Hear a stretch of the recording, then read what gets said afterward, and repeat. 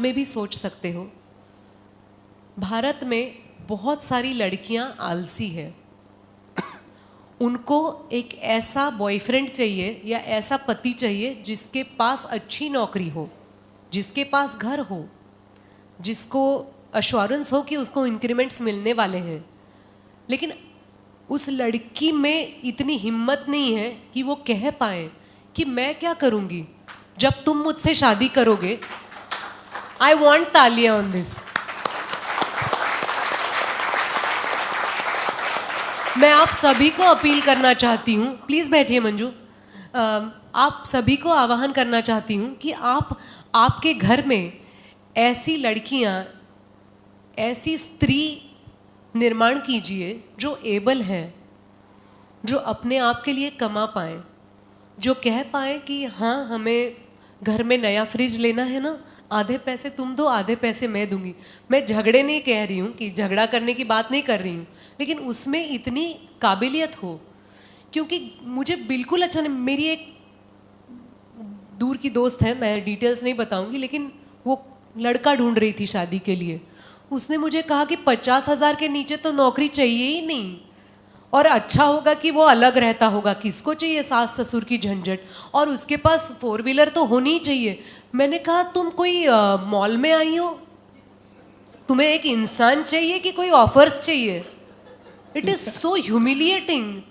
और मुझे ऐसा लगता है कि 18 साल के जब हो जाते हैं लड़के, तो उन पे प्रेशर रहता है, मर्द बॉयज, तो उन पे प्रेशर रहता है कि अब पढ़ाई खत्म होने को है बॉस, बस हो गया, मस्ती मजाक कमा लो, फैमिली को सपोर्ट करो। और I feel like crying for my brothers, my husband got selected from the campus interview when he was all of 20 and he has started earning. Why? जबकि लड़कियां 25 साल 27 साल की हो जाए तब तक सोचती रहती है और बॉयफ्रेंड पे प्रेशर डालती रहती है कि सॉरी इंडिया में नहीं चाहिए हनीमून, हनीमून तो होगा तो फॉरेन में होगा। और अब तो पूछो ही मत, डेस्टिनेशन वेडिंग्स हैं, प्री वेडिंग शूट्स हैं, रील्स हैं, उसका सारा खर्चा वो बॉयफ्रेंड या होने वाला हस्बैंड ही उठाएगा। क्यों? अगर आपको ये सब ऐशो आराम की जिंदगी चाहिए तो आप क्या कमाओगी? आपको भी खुद को आप पढ़ो, आप नौकरी ढूंढो, आप जाओ 4 ऑफिसेस में, पूछो कि क्या मुझे काम मिल सकता है। ये नहीं होता। और लड़कियां ये बोलती है कि तुमने मेरी तरफ ऐसे क्यों देखा। ये थोड़े ना हक होता है। आपको अप्रिसिएशन भी नहीं चाहिए।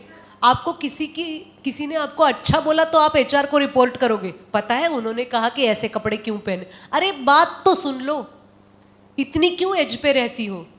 मैं परसेंटेज की बात नहीं कर रही हूँ, not all the women are like that, but this aggression, this demanding nature is growing quite a lot, wherein I feel that we have to just look at the situation with a certain amount of humbleness and equality, that you also owe something to the family. Bills भरना सिर्फ आपके husband का काम नहीं है। आप बोलो ना कभी कि तुम छोड़ो यार, अगले 6 महीने तुम्हें छुट्टी है, देखो क्या स्माइल मिलती है। और मुझे I feel really proud to say that I really care for all the men in my life, be it anyone. I care for them because the amount of trust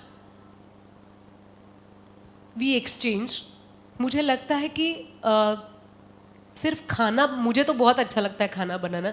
मैं कभी कभी जब एक्सप्रेस नहीं कर पाती हूँ अपनी इमोशन को तो कुछ बना लेती हूँ। मैं एक बहुत 4-5 मेरी फेवरेट डिशेस है वो बना लेती हूँ और वो मैं दे देती हूँ। मुझे लगता है वो मेरी तरफ से सबसे बड़ा प्यार होता है। लेकिन खाना बनाने से आगे और भी चीज़ें होती है जो आप अपनी फैमिली को, अपने पार्टनर को ऑफर कर सकती हैं।